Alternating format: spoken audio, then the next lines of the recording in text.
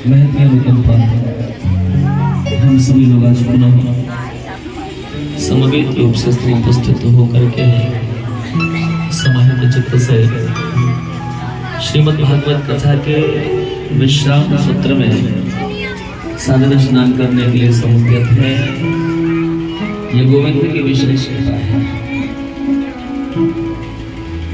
पिछली सभा में हम सभी लोग चर्चा श्रवण कर रहे थे कि भगवान श्याम सुंदर ने कंस का उद्धार कर दिया है। एक बात आपसे बताऊं कि कृष्णावतार जो है ना ठाकुर जी का अद्भुत अवतार है।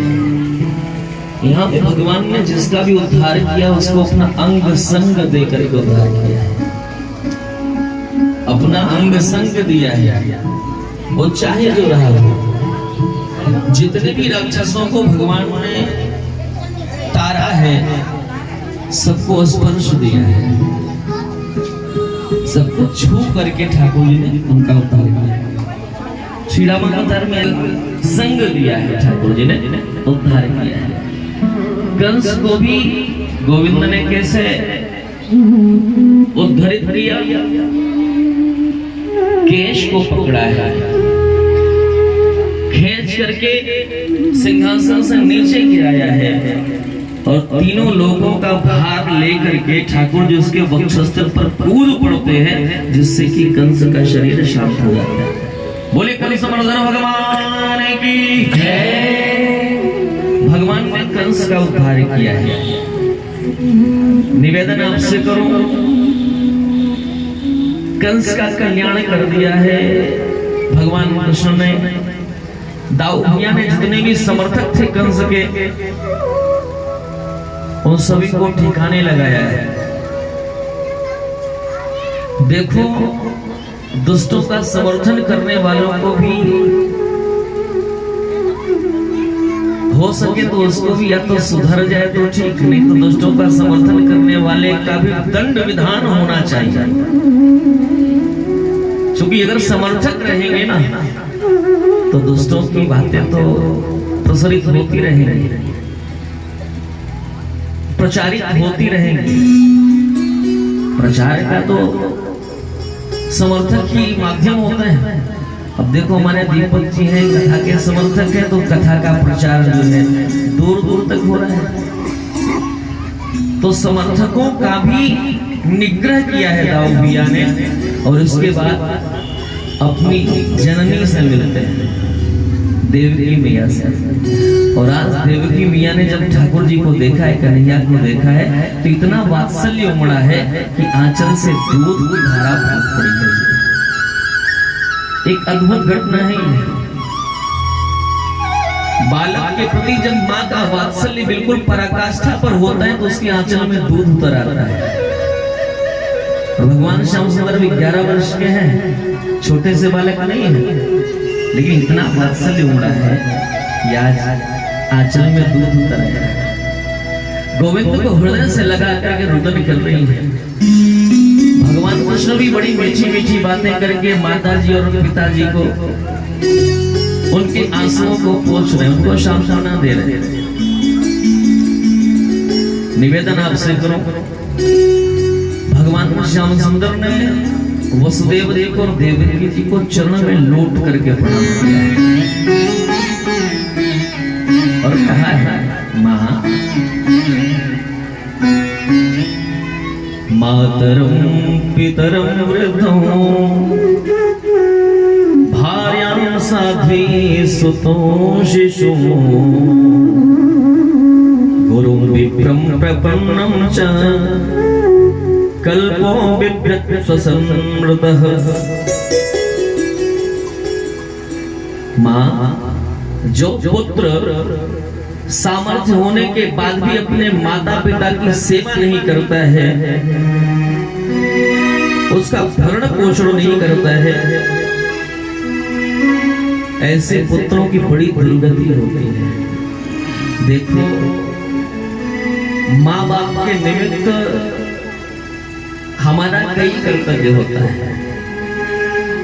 अरे हमने राम जी को नहीं देखा है, हमने श्याम जी को नहीं देखा है, हमने कन्हैया को नहीं देखा है, दुर्गा मैया को नहीं देखा है, भोले बाबा को नहीं देखा है, लेकिन अपने माता पिता को तो हमने देखा है, जिनकी वजह से हम संसार में हैं, जिनकी कृपा से हम संसार में हैं।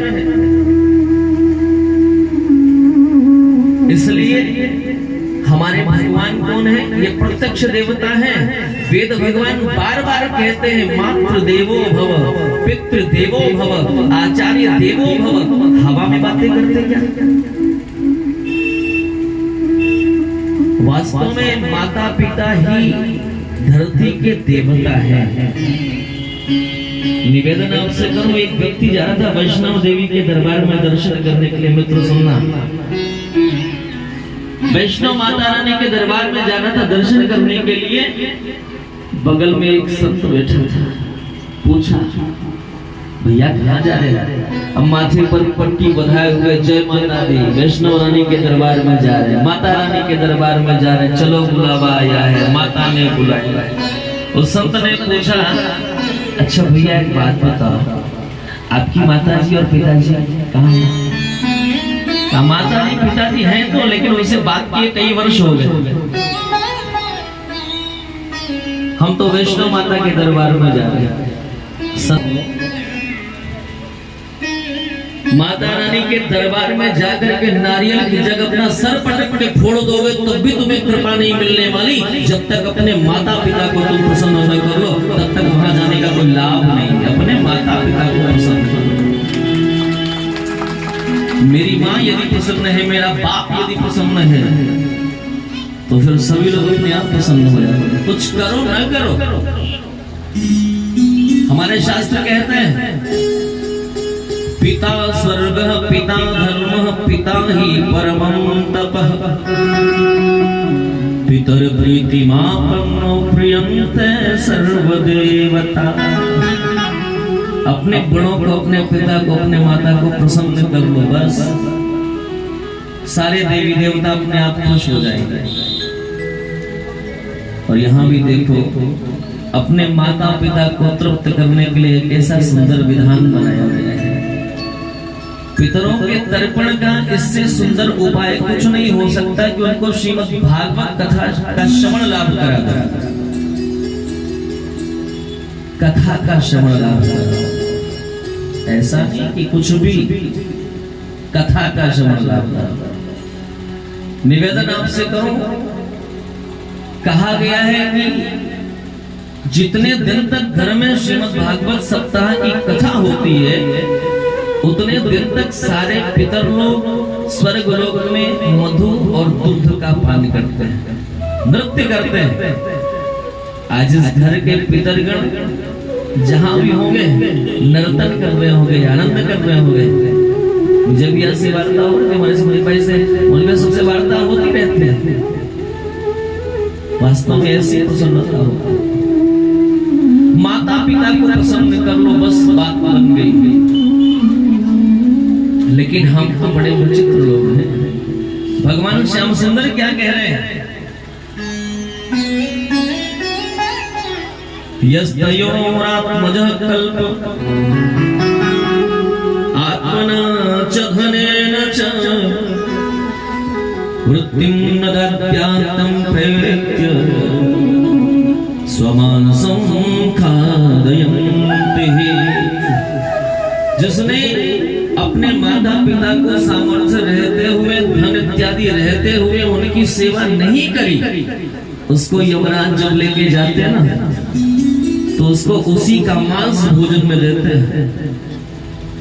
स्वयं का मांस खाना पड़ता है और कुछ नहीं मिलता है जी।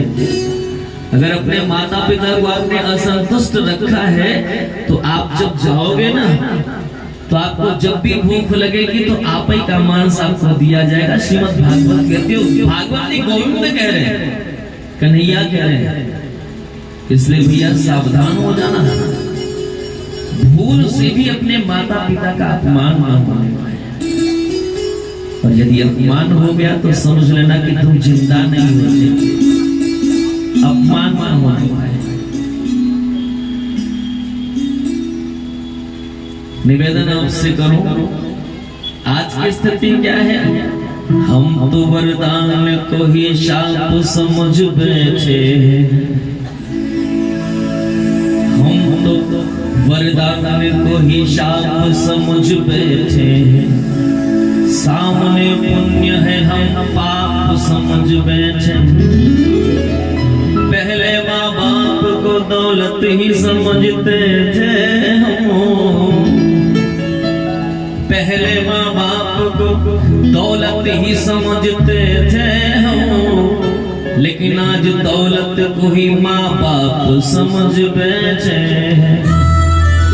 आज दौलत को ये माँ बाप समझ लेते हैं, ऐसा नहीं। निवेदन आपसे करो,